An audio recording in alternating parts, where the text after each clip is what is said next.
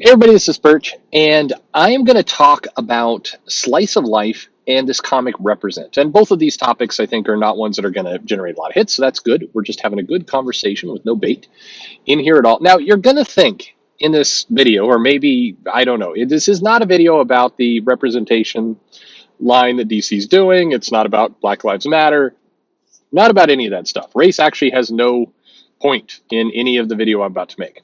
I'm mainly just curious. So, if you watch the Scott Pilgrim retrospective, one of the things that people say about Scott Pilgrim is that this ushered in the slice of life comic book and basically popularized the idea of the slice of life comic. Now, I find that a weird description of Scott Pilgrim. Like I said in the retrospective, you could say a lot of things about Scott Pilgrim. You could like it, you could hate it, but this comic does have, I mean, basically, if you're describing this movie badly, you might describe it this way: that a young band player wants to date a attractive girl, and to fully get with her, he must murder 5 ex-boyfriends with punches that will turn them into coins that he can then spend on the girl with teleporting and other stuff. That's a bad description of Scott Pilgrim. But my point is, I don't know that Scott Pilgrim is slice of life because I don't think you run around having fights and like some of the guys you're fighting have vegan superpowers, and I like none of this isn't it's not slice of life. I get it. In the comic, people are talking in the apartment. There are some gay characters. People have lunch, and apparently that's what slice of life is now. I guess I don't think that is what slice of life is. But fine. Slice of life became popular because it was something different. And when I say popular, I'm kind of using air quotes here because if you're Raina Telgemeier, if you are, Brian Lee O'Malley, then you got popular. If you are the other 99.9% of people who did slice of life books, you kind of just they died on the vine. They just went kind of nowhere. I'm not against them. As you've heard me say before, I think I like variety is the spice of life, and I like superhero books. And I like horror books. I like Western books, and I like all kinds of sci-fi. You bring it on. I like it all, which includes slice of life. Sure, I if you can tell an interesting, dynamic story about some normal kind of event that is got really sharp dialogue and it does cool things with it, I'm up for it. Let's see what you got. I'm all ears. But if you're just going to insert slice of life elements to make it, this comic relatable, then I think you're on the wrong track. Because if your comic, say, is the Avengers, and on your superhero team of the Avengers, you have a guy who flies around in a robot suit, you have a World War II veteran who got juiced on some super steroids, you've got a female Hulk creature, you've got a vampire, you have a Norse god of thunder, and a Latino kid whose head bursts into fire. Then I don't know that that your situation is fantastical, and if you want to take those characters and you want to like have scenes of them eating dinner and getting their laundry, and maybe I don't know, Black Widow's there and she's trying to get a cab, but they won't stop for Black Widows. I mean, I don't know. These kinds of plots, it can be funny as a one-off gag, but you don't do issues and issues about this stuff unless you're insane. And you write the genre has to fit the content you're doing. I don't know. I've talked to Jeff Thorne in the past. I've talked to Sean Murphy. Maybe we're going to get Batman White Knight slice of life, and it's just going to be scenes of like Bruce and Harley like meeting up in the park and talking about good investments, and if the housing market is kind of good to buy into, that could be his boy. And like Jeff Thorne's doing Green Lantern, so they can like just have a comic where they're like, oh man, have you ever had Indian food? You haven't had Indian food. Oh, you're in for a treat. Let's head over to London and get ourselves some Indian food. But instead of using our rings, we'll book a trip through Expedia and then fly there and take the rail to that's going to be a good comic. Sure, I'm guessing that neither Murphy nor Thorne are going to do those books. I don't know. Maybe Erratic is going to take a weird left turn. Maybe Post Americana. Steve Scroche is going to have issue number 6 be they're dealing with annoying tech support because their Comcast signal is not coming in quite right. Who knows? Who knows what will happen? I don't know. I'm boring myself just talking about this stuff. At any rate, uh, this leads us to this comic Represent. So Represent is a digital first comic DC's doing. They're cheaper. I think they're $1 or just under $1, and they're shorter. And they're basically stories about. They say marginalized people here, but I'm starting to hate that word. I just like I don't know. It makes me feel bad for. Whatever. It's not my word to choose. I just I it always feels like I'm insulting somebody when I say that, but that's a very white thing to say. I get it. I get it. DC Represent. So this comic takes little vignettes. The first one took a vignette of the Chris Cooper and the dog walking bit, or sorry, not dog. The woman was walking her dog, I think, and he was watching birds, and that whole story from what was like 50 years ago in COVID time. So issue number 3 comes out, and this is my puzzlement with Slice of Life as well as this comic line, because I'm not entirely sure what the comic is trying to do here. I will say on the offset that there's nothing wrong with this story. This story is a perfectly fine story. The illustrations are good. The writing is fine. There's nothing bad about it. I'm just a little bit confused about what it is. And it is 10 pages long, I think. Yeah, about 10 pages. It's Regine Sawyer is the writer, and Eric Battle is the artist. And basically, this story, issue number 3, is there's a girl and she goes with her dad to a supermarket, and they shop there for 3 pages to get food, and the meat freezer is cold. And then they take the food home, and the girl cooks with her dad. And then she cooks some more as she get older. She likes to cook. And then as she grows up, she's expressing her interest to go to culinary school. And the dad's like, you should be a lawyer or a, something like that, like a doctor, and not a chef, because, you should be something better than a chef. And she's like, but I like being a chef. And he goes, yeah, I like cooking too, but it's a hobby. That's not a real profession. And she says, I want to do it. And he says, well, I will support you. Basically, the mom comes in and is like, you need to support your daughter. He's like, okay, I'll support my daughter.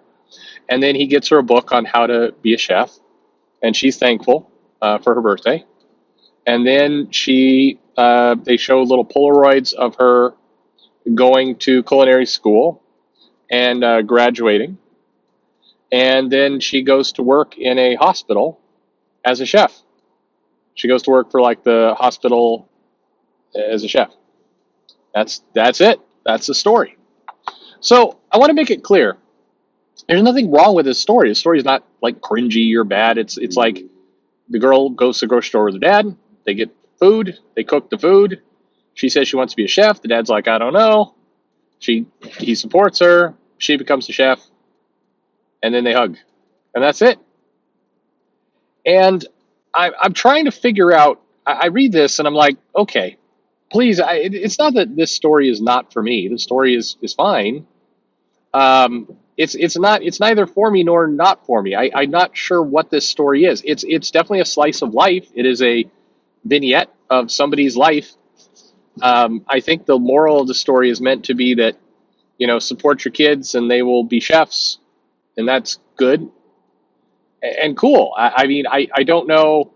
It's in Represent, and so like some of the other stories, they've kind of indicated that maybe it's a white dominated field maybe, and so she's breaking in and she has to work extra hard, and she does it, and it's a good feeling.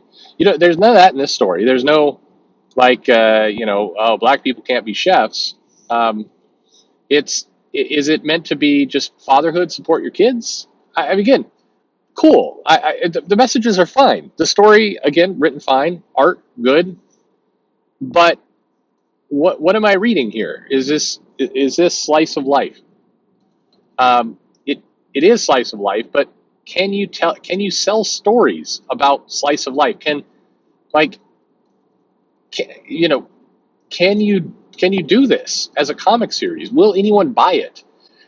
These stories are short, so it kind of the feeling you get is that they're going to collect up like 8 issues of this. They're going to put it in a trade paperback, and then they're going to sell it. And it's going to be like, here's a bunch of vignettes from presumably Black creators, I think, who are putting this stuff together, and it's slice of life of different kind of moments. But I, I I don't know. Okay, you guys, you know me. I am in favor of more comics, always more comics. I'm in favor of different comics. I'm in favor of lots of different ideas. Everybody put their idea on paper. Cool. Let's get them out there. The more the merrier. That is my spirit animal, as they say. That is true. I just don't know what this is, or what is DC trying to do with this book. Is it? I mean, and I think it's going to be easily. Here's my guesses. My guesses, like I said, is it's meant to be a trade paperback. They're going to sell it in schools. This would be perfectly fine. Sold to Scholastic. It's all ages. Great.